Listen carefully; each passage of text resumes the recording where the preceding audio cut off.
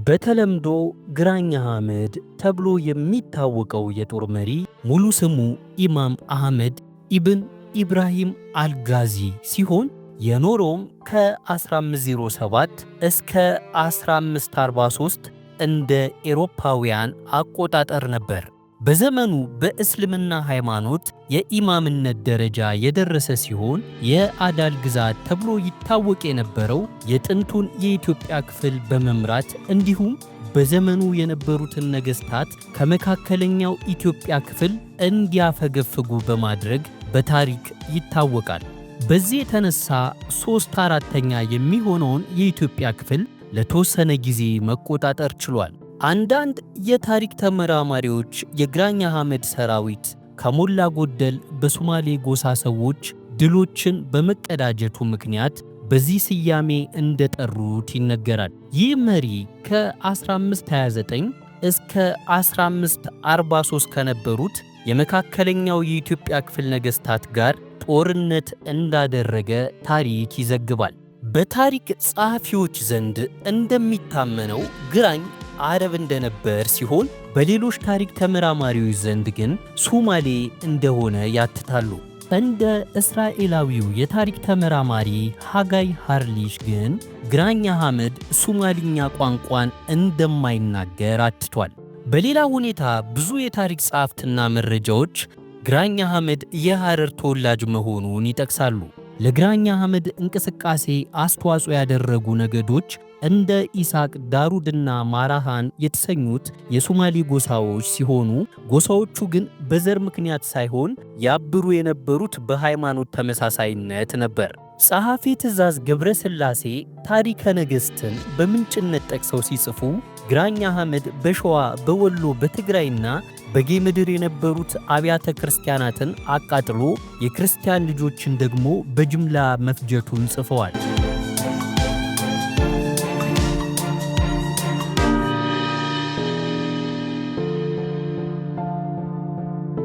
ሰላም ውድ የጃምቦ ቲዩብ ቤተሰቦች እንደምን ከርማችኋል?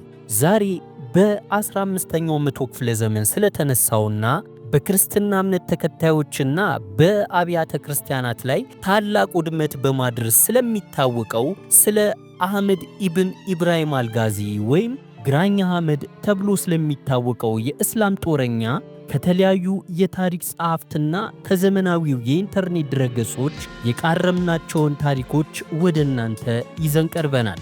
በየዕለቱ እንደዚህ ያሉ የታሪክና ሌሎች አዝናኝና አስተማሪ ጥንቅሮች እንዲደርሷችሁ ይህንን የዩቲዩብ ቻናል ሰብስክራይብ ማድረግ እንዳይረሳ። ይህንንም ቪዲዮ ላይክ፣ ሼር በማድረግ ጀምሩት።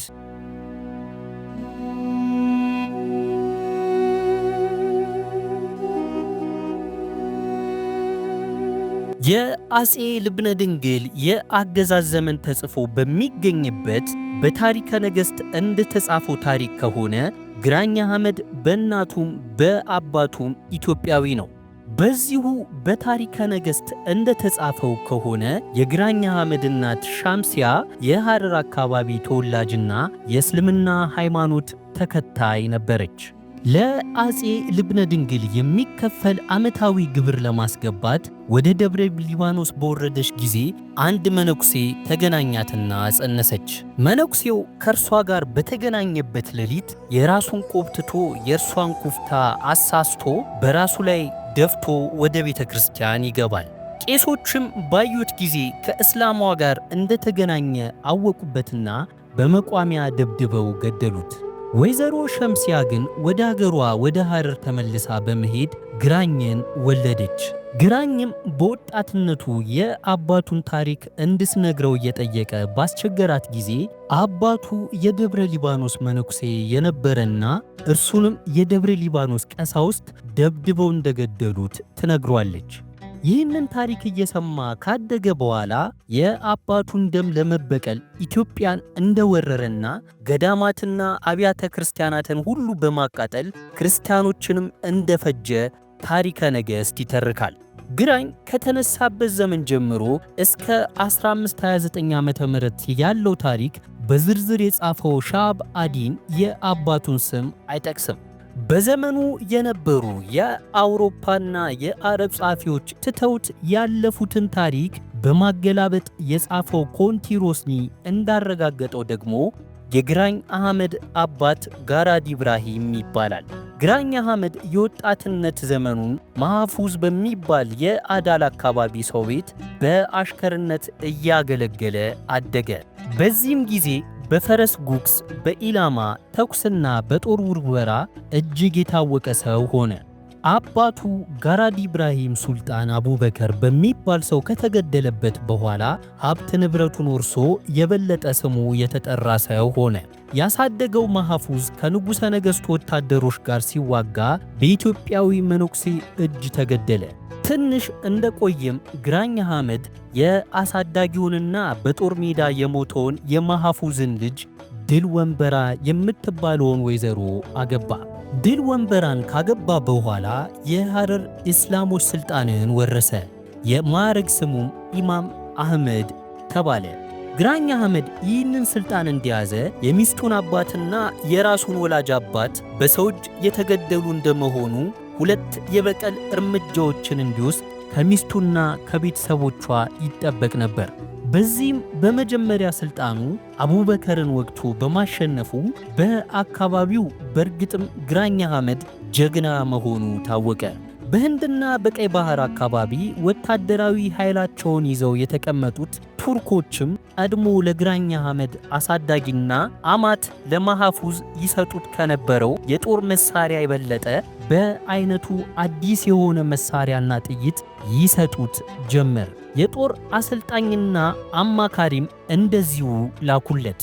ከጥቂት ጊዜ በኋላ ለንጉሠ ነገሥቱ ይገበር የነበረው በግራኝ አህመድ አመራር ሰጪነት የሐረር አካባቢ ሕዝብ አልገብርም ከማለት አልፎ ለአመፅ መዘጋጀቱ ተሰማ። በጊዜው የነበሩት አጼ ልብነ ድንግል ፋኑኤል በሚባለው የዋግ አገረ ገዢ የሚመራ የእግረኛና የፈረሰኛ ጦር በመላክ ለጊዜውም ቢሆን አመፀኞቹን ለማስታገዝ ተቻለ።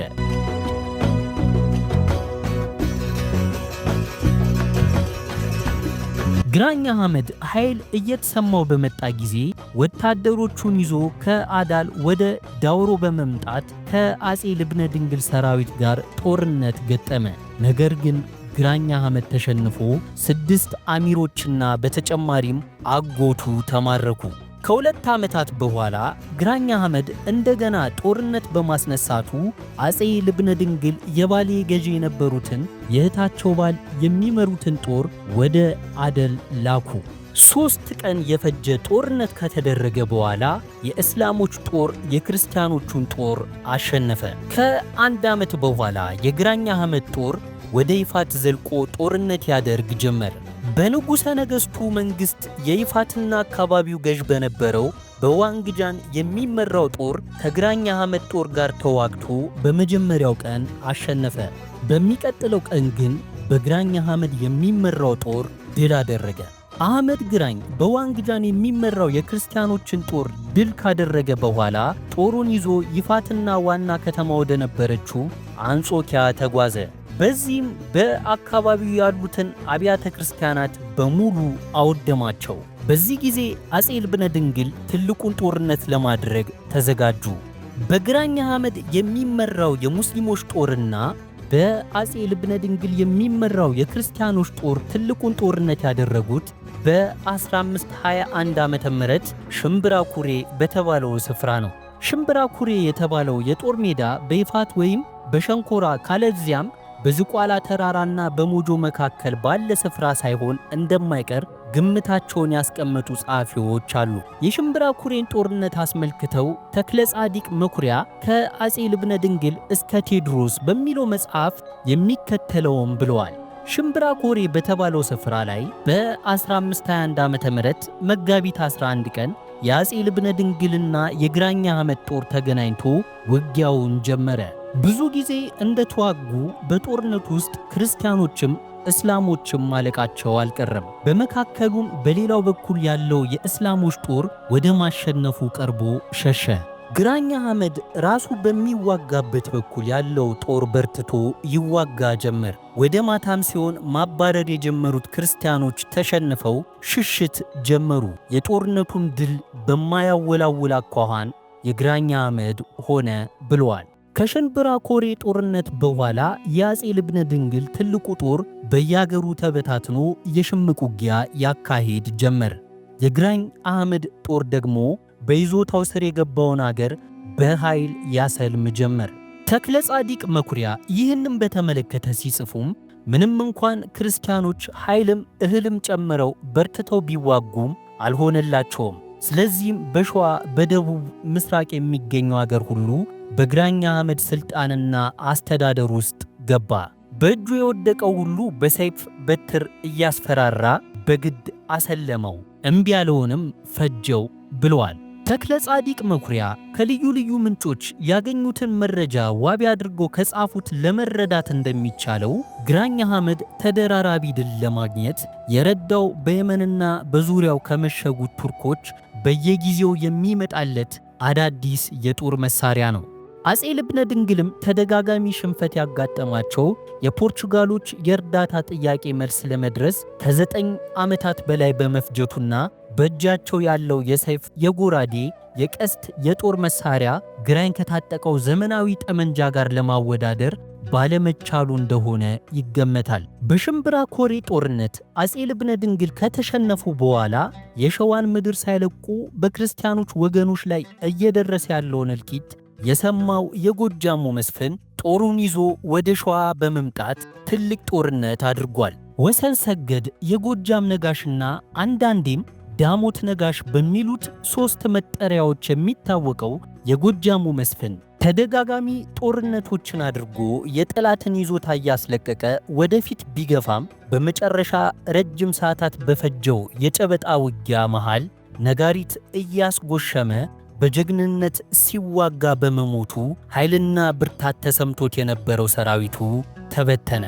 አጼ ልብነ ድንግል እንደገና ከጎጃም፣ ከትግሬ፣ ከበጌ ምድር፣ ከላስታና ከአካባቢው ትላልቅ የጦር አበጋዞችን እያመጡ የመከላከል ውጊያ ቢያደርጉም የግራኝ አህመድ ጦር የማይበገር ሆነ። በዚህም አጼ ልብነ ድንግል ሸዋንና አማራ ሳይንትን ሙሉ በሙሉ ለቀው የበሸሎን ወንዝ በመሻገር ወደ በጌ ምድር ሄዱ። ግራኝ አህመድም ንጉሠ ነገሥቱን እያሳደደ የሚወጋ ክፍለ ጦር ልኮ የነበረ ቢሆንም አምባ ግሸን ላይ በሽምቅ ይዋጋ የነበረው በአጼ ልብነ ድንግል ጦር ተሸንፎ ወደ መጣበት ተመለሰ። በዚህ ጦርነት የአምባ ግሸን ተራራን ለመውጣት በሞከሩ ጊዜ ብዙዎች የግራኝ ጦር አዝማች በድንጋይ ናዳ ማለቃቸው ታውቋል። ከዚህ በኋላ በግራኝ በራሱ የሚመራው ጦር በአምባ ግሸን፣ በሐይቅ ደሴት፣ በበሸሎ፣ በአንጎት፣ በጋፋትና በሌሎችም የጦር ሜዳዎች እየተዋጋ አሸነፈ። አጼ ልብነ ድንግልም የመከላከል ጦርነት እያደረጉ በበጌ ምድርና በትግራይ አምባዎች እየተዘዋወሩ ከቤተሰቦቻቸው ጋር የመከላከል ውጊያ እያደረጉ 8 ዓመታትን ከቆዩ በኋላ ዮሐንስ ቤርሞዝ የተባለውን የፖርቹጋል መልእክተኛ የፖርቹጋል መንግሥት አፋጣኝ እርዳታ እንዲያደርግላቸው ወደ ፖርቹጋል ላኩት። ሆኖም የሚጠበቀው የፖርቹጋል እርዳታ ሳይደርስላቸው በመቅረቱ አጼ ልብነ ድንግል ትግራይ ውስጥ እንዳሉ ሞቱ።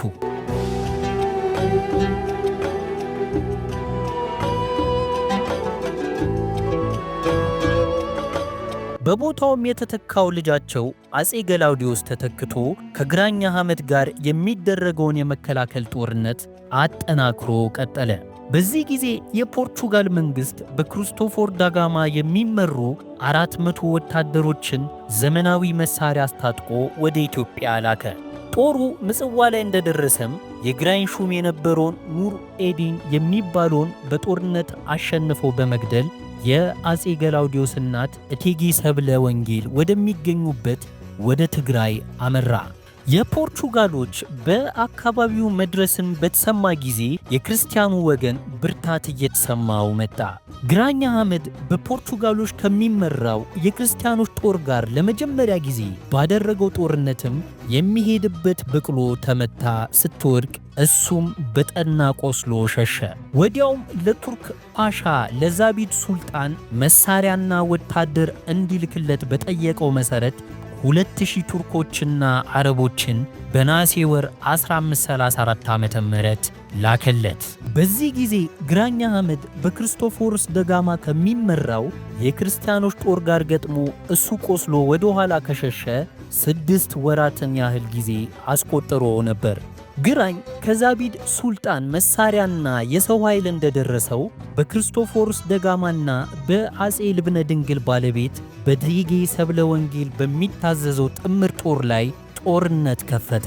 በብዙ የታሪክ መጻሕፍት እንደተገለጸው ክርስቶፎርስ ደጋማ እንደ ግራኝ አህመድ ሁሉ ወደ ጦርነት በገባ ጊዜ ግንባሩን የማያጥፍ ጀግንነት ከብልህነት ጋር በአንድነት የተሰጠው ሰው ነበር። በነሐሴ ወር 1534 ዓመተ ምህረት በተደረገው ጦርነት ጥምር ኃይሉን እየመራ ሲዋጋ አዲስ የመጣውን ተዋጊ ወታደር ጨምሮ የእስላሞች ኃይል አየለና ክርስቶፎር ደጋማ በብርቱ ቆስሎ ከተያዘ በኋላ ራሱ ግራኝ በሰይፍ አንገቱን ቆረጠው። በዚህ ጦርነት ተካፋይ የነበሩት እቴጌ ሰብለ ወንጌል በግራኝ አህመድ ጦር ከመማረክ ዳኑ። ይህ ሁሉ ሲሆን የፖርቹጋሎች ጦር ወደ ሸዋ አልፎ ገብቶ ኃይለኛ ጦርነት ያደርግ ከነበረው ከወጣቱ ንጉሥ ከአጼ ገላውዲዮስ ጦር ጋር አልተገናኘም ነበር። በሸዋ፣ በትግራይ፣ በጎንደር፣ በጎጃምና በላስታ ያለው ጦር ወደ አንድ ግንባር ሆኖ ከተቀሩት የፖርቹጋል ወታደሮች ጋር ግንባር በመፍጠር ቢዋጋ የግራኝ አህመድን ጦር ማጥቃት እንደሚችል ተመከረና አጼ ገላውዲዮስ በጥቅምት ወር 1535 ዓ.ም ከተውለትና ቡልጋ ተነስተው ወደ ሰሜን ጉዞ ጀመሩ።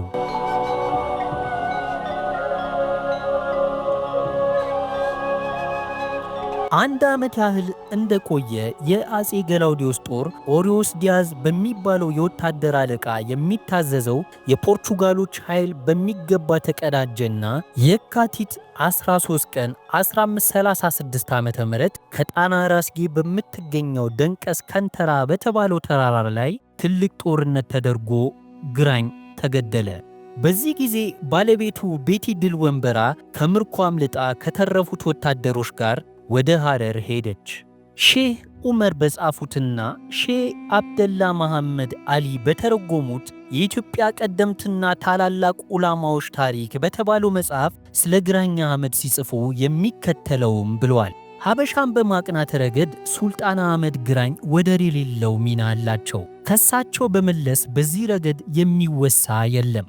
ሌላው ሙስሊም እጅ እግሩ ታስሮ ነበር ማለት ይቻላል። ሀበሻን ሙሉ በሙሉ መቆጣጠር ከቻሉ በኋላ በትዕቢትና እብሪት ተነስተው በምስራቅ በምዕራብና በቀረቧቸው አካባቢዎች ሁሉ በሚገኘው ሕዝብ ላይ ይህ ወሰነ የማይባል ግፍና ጭቆና የፈጸሙትን የአጼው ባለሥልጣኖችን አይቀጡ ቅጣት ቀጥቷቸዋል።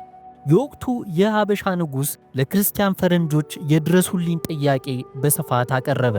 እነሱም አፋጣኝ ምላሽ ይሆን ዘንድ መሳሪያና ወታደር ወደ ሀበሻ በመላካቸው በለሱ ዞረና ነሰራዎች ወይም የክርስቶስ ተከታዮች ለማለት ነው ሊያሸንፉ አህመድ ግራኝ ወታደር ሊሸነፍ ችሏል። ነስራዎቹም ከዚህ በፊት በማንኛውም የጦር ግንባር ታይቶ በማይታወቅ መልኩ ሰይፍና ጦር በታጠቀው የአህመድ ግራኝ ጦር ላይ ጠመንጃና ሌላም ዘመናዊ የጦር መሳሪያ ተጠቅመው ያልተቋረጠ ድብደባ ፈጸሙ። በዚህ ወቅት ኢማም አህመድ ግራኝ በመስዋዕትነት ወደቁ ብለዋል። የዚህ መጽሐፍ ደራሲ ይህንን ይበሉ እንጂ ቱርኮች ለአህመድ ግራኝ ከዘመናዊ መሳሪያ ባለፈ ብዙ ሰራዊት በመላክም ጭምር ድጋፍ ያደርጉለት እንደነበር ብዙ የታሪክ መዛግብት ይገልጣሉ።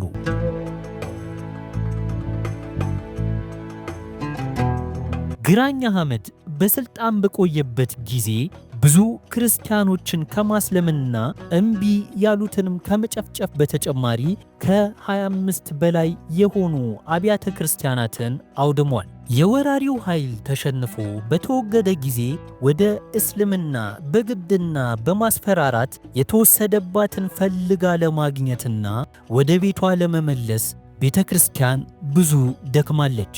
ድካሟም ከንቱ አልቀረም። ብዙ ልጆቿን ወደ ቤቷ መልሳለች።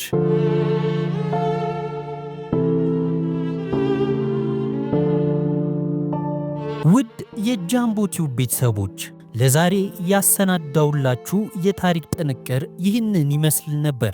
አብሬያችሁ የነበርኩት እኔ ተመስገን ታደለ ነበርኩ። በሌላ ፕሮግራም በሌላ ታሪክ እስከምንገናኝ ድረስ ሰላማችሁ ይብዛ።